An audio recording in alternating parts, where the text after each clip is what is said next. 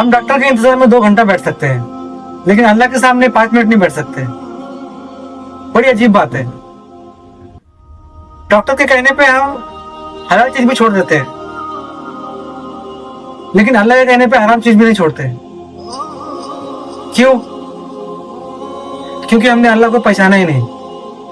अल्लाह खुद कुरान में अपना तारुफ करवा रहा है। कुलिल्लाहुम्मा मालिकल मुल्क तुतिल मुल्क मन तशा व तंज़िउल मुल्क मिम्मन तशा व तुइज़्ज़ु मन तशा व तुज़िल्लु मन तशा। अल्लाह कह रहा है, जिसको चाहूं बादशाहत दूं, जिसको चाहूं बादशाहत छीन लूं, जिसको चाहूं इज्जत दूं और जिसको चाहूं जलील कर दूं। अरे भाई, मांगना है तो अल्लाह से मांगो। इंसान से मांगोगे तो क्या मिलेगा? सिर्फ और सिर्फ रुसवा, या फिर अगर कोई दे भी दे तो एहसान अलग से। तो भाई डायरेक्ट अल्लाह से मांगो ना, क्या दिक्कत है? क्यों लगा रहे हो वसीला? ये दरगाह, वो दरगाह, ये पीर, ये मुरीद।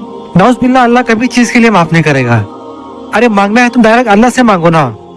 अल्लाह ने कुरान में साफ साफ कह दिया है कि ऐ बंदे, तुम मुझसे डायरेक्ट मांग, मैं तुझे दूंगा, ये मेरा वादा है। तो हम दूसरे से क्यों मांगे? जब अल्लाह खुद कह रहा है कि मुझसे मांग, तो हम दूसरे से क्यों मांगे?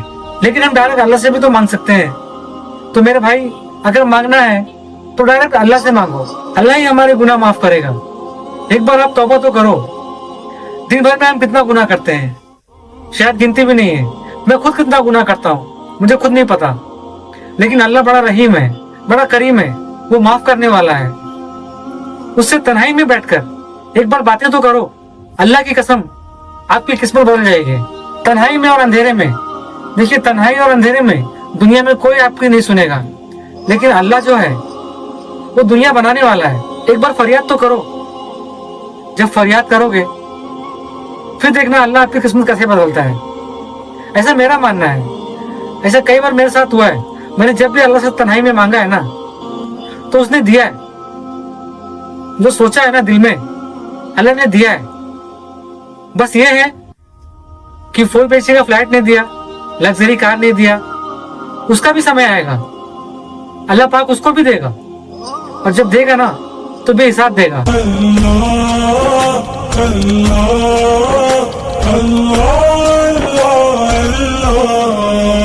मायूस नहीं हूँ मैं अल्लाह की रहमत से।